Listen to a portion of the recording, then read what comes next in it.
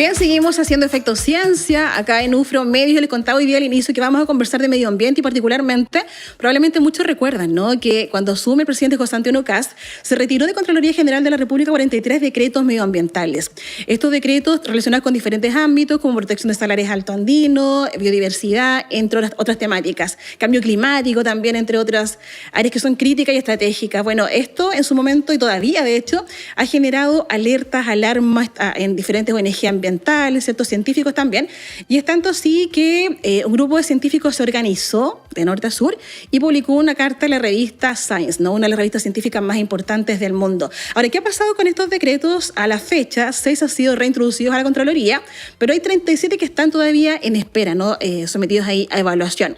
Para conocer acerca de, bueno, este documento, el impacto también y lo que está de fondo detrás de estos decretos, vamos a conversar hasta ahora con el doctor Luis Vargas Chacov. Él es académico de la Universidad Austral de Chile y uno de los autores de esta carta con quien vamos a conversar. ¿Qué tal, doctor Vargas? ¿Cómo está? Bienvenido a Efecto Ciencia. Hola, Natalia. Buenos días. Gracias. Aquí desde la fría Valdivia, mi día, ¿cierto? Está bastante heladito. Efectivamente, nosotros trabajamos tanto con los autores, con Hugo, con Juan y con Cristina, en el tenor de lo que es la respuesta desde el punto de vista científico. No desde el punto de vista político, porque eso no nos concierne. Es otro ámbito, sí, claro. Claro, pero sí cómo a nosotros nos puede afectar. Nosotros tenemos una serie de desarrollos de proyectos, por ejemplo, donde la biodiversidad es el foco más importante. Entonces tenemos, por ejemplo, el Penguin, que es un proyecto que está liderado, un anillo, que está liderado por Carolina Merino, que es de la Universidad de la Frontera, el Instituto Milenio Base, ¿cierto?, que es el que aquí tengo el sponsor, que es liderado, ¿cierto?, por nuestros directores del IPULAN, y yo soy investigador principal de la línea de fisiología, al igual que en el anillo. Tengo un fondo así regular donde estamos trabajando con cosas asociadas a la biodiversidad y la respuesta fisiológica. Evidentemente, estos decretos que se están revisando, que inicialmente se iban a parar, si ese fue la parte más angustiante, significaba un retroceso enorme en todo lo que significa la protección de la biodiversidad. Y no olvidemos que la biodiversidad no nos afecta a nosotros. Esto es una cáscara completa, ¿cierto?, un llamado a tierra, donde un impacto en un lugar tan específico como Chile puede gatillar una respuesta dominó en muchos otros lugares del mundo que nosotros no hemos llamado. O sea, de hecho, dentro de las justificaciones está este reorden, ¿no?, de prioridades, ¿no? Está el empleo, por supuesto, pero si uno amplía un poquito la mirada, ¿no?, muchos de los servicios ecosistémicos y muchas también poblaciones dependen justamente de recursos, por ejemplo, marinos, ¿no? Entonces todo está en el fondo conectado y tiene también un engranaje que es mayor, ¿no?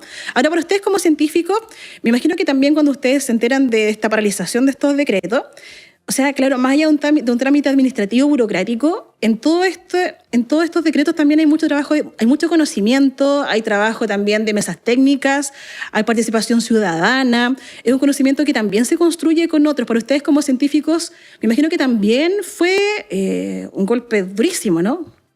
Claro, efectivamente, tal como lo dices tú, ya hay grupos trabajando 20 años, 30 años en lugares y que no solo está asociada a la ciencia básica, sino al levantamiento de información, sino también a todo el rol que tiene la comunidad. Y cuando me refiero a la comunidad, pues estaba hablando de Juan Fernández, los fiordos.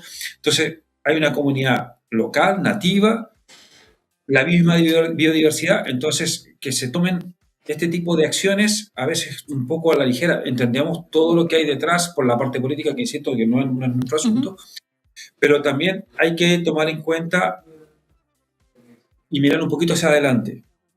Es decir, si nosotros dejamos de proteger o dejamos de cubrir algunas áreas, ¿qué significa 50 años? Y eso es lo que nosotros podemos equivocarnos. Y ahí es donde, por ejemplo, los europeos nos lleva mucha ventaja porque ellos ya la embarraron hace 200 años. Ellos ya cometieron, entonces ellos ya aprendieron, entonces nosotros no tenemos para qué cometer errores. Miremos lo que pasó antes y evitemos que estos errores caigan en las generaciones futuras. Sí. Doctor Vargas, y cómo también el que esté hoy día detenido, ¿no?, 37 decretos, cómo también esto impacta en la relación internacional, porque igual nuestro país está suscrito a tratados como el Tratado de Altamar, por ejemplo, o compromisos, de repente compromisos que también se adquieren en las COP. El que también esto esté paralizado, ¿cómo afecta en esos ámbitos y también cómo nos vemos frente a la gobernanza científica? Bueno, tenemos ahí dos puntos. Uno, quedamos muy mal, ¿cierto?, ante los ojos internacionales, porque si nosotros tenemos estos acuerdos, del Ramsar y, como dices tú, COP y varias otras, ¿cierto?, dependiendo del área que uno trabaje, entonces quiere decir que no estamos cumpliendo con nuestros propios principios, ¿no?, nuestros acuerdos. Y eso es un problema a nivel internacional, porque finalmente no nos van a tomar en serio. Porque si uno está metido en este tipo de toma de decisiones, es porque está involucrado. La Calamar, por ejemplo, que está en el sur, que tiene que ver con las pesquerías más subantárticas, donde se toman decisiones tanto económicas como de biodiversidad, y si Chile se abstiene, por ejemplo, de eso, quiere decir que o no le interesa o su prioridad está en otro lado. Entonces, las decisiones finalmente no pasan por el Estado o por los emisarios, los miembros que conforman estos comités, y Chile simplemente queda afuera, y eso puede ser un problema a posteriori.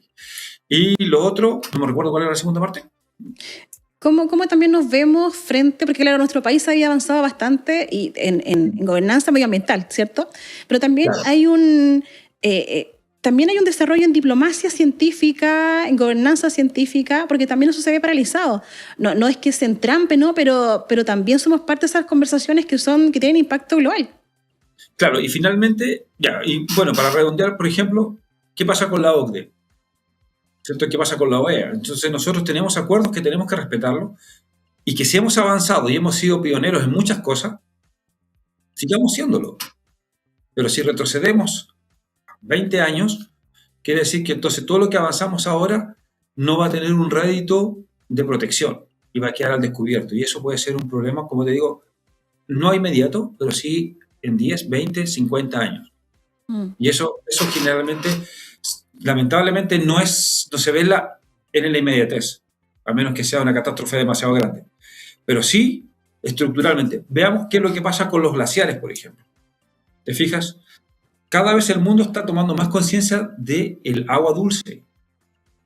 Y eso hace que tengamos una serie de protecciones a esos lugares. Entonces, si nosotros retrocedemos en eso, ¿qué va a pasar con el agua dulce para nosotros a posteriori? Claro. O también con la protección de los salares, ¿no? Estos salares altoandinos que también, claro, por una parte está esta discusión, ¿cierto?, de la extracción de litio, también todo el impacto que tiene tecnológico, económico, pero también ¿a costa de qué? Entonces igual, salares que también son ecosistemas, o sea, viven ahí también aves, microorganismos que también pueden tener un potencial biotecnológico, por ejemplo.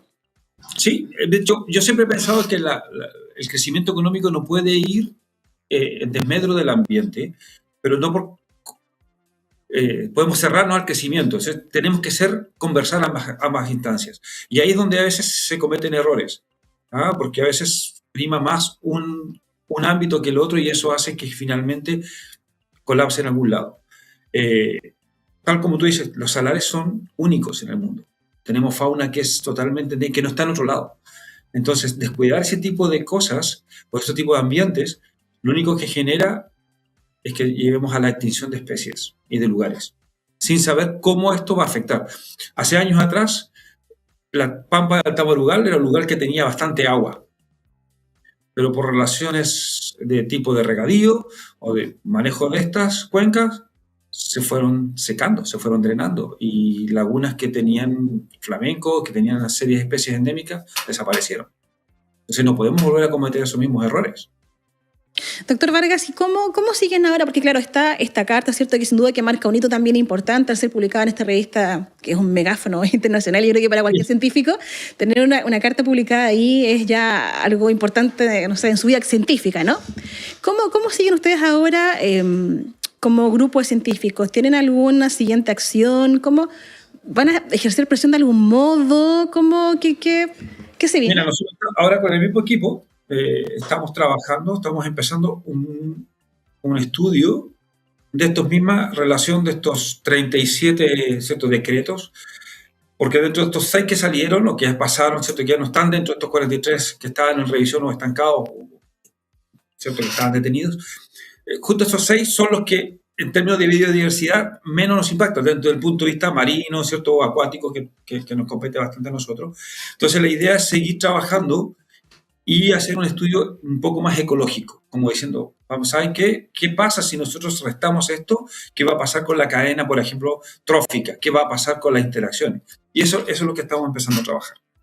O la contaminación, arsénico, plomo, que también es uno de los que está Sí, todo detenido. sí, Sí. plomo, plásticos, tenemos una serie de líneas asociadas a estos contaminantes, estos emergentes. Hay otros que ya obviamente llevan muchos años, como el arsénico, o los derivados del arsénico, el arsenito, ¿cierto? Que están presentes y que son súper tóxicos.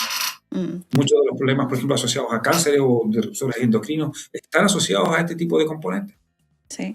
Doctor Vargas, y para quienes estamos escuchando hoy día el programa y no son del ámbito científico, ¿no? ¿Por qué es importante que estos decretos se reintroduzcan a la Contraloría? ¿Por qué es tan importante que en el fondo se valore este conocimiento científico que es acumulado también, ¿cierto? Y que es tan determinante para la supervivencia. A ver, es importante que entren nuevamente a la Contraloría para seguir con lo que ya se venía gestando desde los últimos 20 años, es decir, no retroceder en el cuidado, ¿cierto?, ambiental. Luego, también, ¿cierto?, cumplir con los protocolos que nosotros mismos decidimos participar. También, porque si estos no son revisados, si no van a la entrada a Contraloría, probablemente queden fuera y tengamos lugares, como tú bien decías, los salares, por ejemplo, el recinto Fiordo, algunos de estos lugares que son de protección Juan Fernández, que son lugares únicos, pueden lamentablemente quedar expuestos a explotación donde no haya un link, ¿cierto?, una unión con el medio ambiente. Y eso, como te decía recién, puede ser un efecto inmediato, a mediano o a largo plazo, y somos los responsables de ello. ¿Sí? Nosotros tenemos que cuidar lo que tenemos porque nuestros hijos y los hijos de nuestros hijos son los que van a heredar este. Nosotros somos de paso y vamos a estar 20 años más, pero son ellos los que van a estar viendo, entonces no podemos ser irresponsables a la hora de tomar decisiones. Sí. Doctor Luis Vargas Chacón, muchas gracias por este contacto con Efecto Ciencia. Un placer conversar con usted esta tarde. Ok, muchas gracias, Natalia, y que tengas un bonito día. Igual. Nos vamos a la música.